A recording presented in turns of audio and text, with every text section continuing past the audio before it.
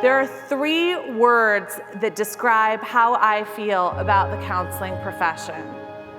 The first is gratitude. I am so grateful for this profession that really has given me a language and a lens through which to understand my life, my relationships, and the world around me. These are the 12 keys to success. They're illustrated in this rainbow-colored wheel here, and we're going to go through them today. So you'll notice there's essence in magenta, awareness in purple, positivity in yellow. We're going to talk about the importance of self-love, vision, and support, which was one of the most important keys to success. I was the opening keynote for the Maine Counseling Association this past April, and I met a lovely woman who was a school counselor. I was having lunch with her, and she shared with me that she'd worked in the field for many, many years, and she was retiring. And she said the most beautiful thing had recently happened to her. She was at the mall, and a young man that she didn't recognize came up to her, and he said, "Hey, you were my school counselor when I was 9, and you gave me this." And out of his pocket, he pulled a worry stone that she had given him in the session to help him deal with his anxiety. And he said, "I have been carrying this worry stone in my pocket for 15 years as a reminder of everything that you taught me and of the work that we did together. And thank you."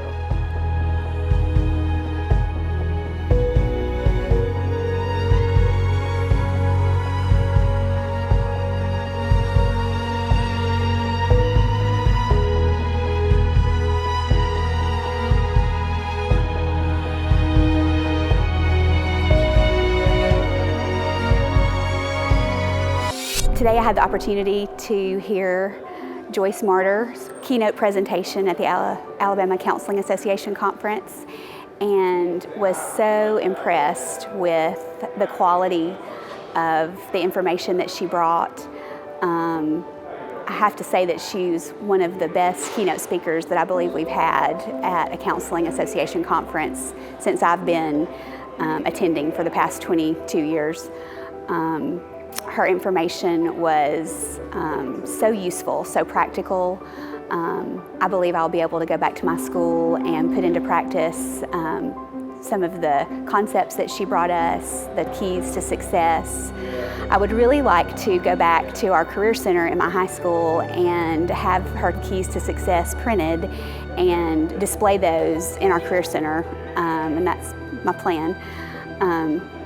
And I feel like I'll be able to use the handouts that she's left us with my high school students in order to help them look inside themselves and see what areas they can work on to make better choices in their own lives. I had the pleasure today to hear Joyce, to kind of share her story, and I took away some awesome tools, not only from a business perspective. I took away tools that I can use with my clinicians. I took away tools that I'll be able to use with my supervisees. So if you're looking for someone like Joyce, call her up, have her to come and talk to you, whether it's your company, your organization, your school, your practice. You will not be disappointed at all. I attend several conferences throughout the year, and it's always meaningful for me to have someone that's going to impact me on a personal level. For me, on a personal level, she shared stories that reminded me of my mother, of my father, and of course, of my brother and our relationship. So I thank her so much for sharing her gifts and her talents with us today.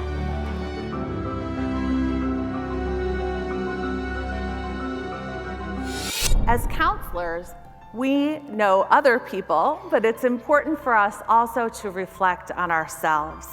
This is a support wheel, this wheel that's going to help you measure your support. So the spokes are different aspects of your support network. Emotional. Who provides you with emotional support? And you would write their names on the little lines there. Who's your social support? Do you get it maybe from a gym, your neighborhood, a book club, a mom's group? Who do you get your community from? Is it from the Alabama Counseling Association? Healthcare, financial, significant other. who are your closest friends and family that you can really count on. And again, you would measure how you're doing in these areas by connecting the tick marks and seeing where there's any areas of deficit. This can be really helpful for clients. It can help them promote insight. I've done this in breakout sessions with counselors in some different states. I had a woman from Iowa who completed this, and she realized that her husband was listed on every single petal, but not really many other people. And she was like, oh my, am I taxing this relationship? Am I putting too much stress on him by not having other supporters in my life? I'd like you to think about one client, or maybe it's a student or somebody who you supervised, who you know you really helped. I'd like you to think about them for a moment and consider how your work together may have impacted their life. We are a powerful force of goodness in the world. Let's give ourselves a round of applause and celebrate our successes together. All right.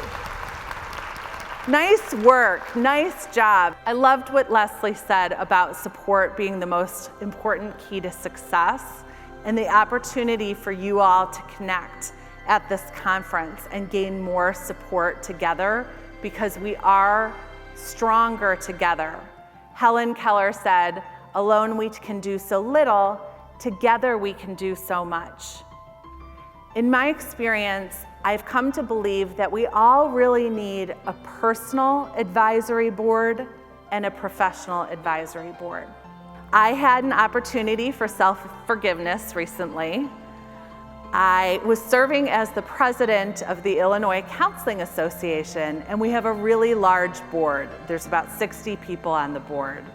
And I sent an email to everyone on the board, and I said, come on guys, we've really got to get our ducks in a row for the conference.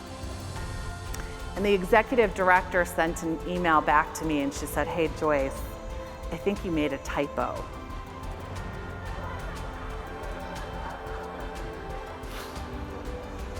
So I looked at it and I had spelled ducks with an I. Oops.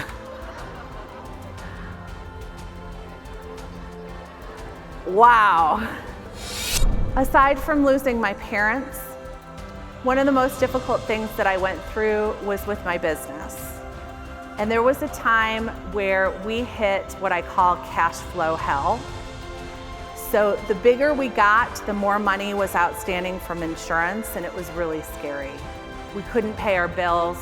Sometimes I was scared we couldn't even pay our therapists, couldn't pay our rent. It was enormously stressful. I had a business partner who I loved. She was one of my best friends, and she quit. She sent an email to the whole staff saying, I just can't take this anymore, it's too much. And half the staff left and took their clients. I was scared. I felt broken open. I was devastated by the loss of Lori as a friend. I felt very alone in the business, and I reached out for support. I practiced humility. Instead of telling people, you know what, I've got this, I started asking for help. And a neighbor told me I needed a business valuation and sent me to his accountant. I handed the accountant my QuickBooks file, and I thought he was going to tell me I needed to file business bankruptcy. But he said, Joyce, your business model works. You just have a cash flow problem because insurance doesn't pay right away, and I can help you. And together with the team at Urban Balance, we turned that ship around, and now it's strong and successful. So we need to hang in there, not throw in the towel. We need to practice that resilience.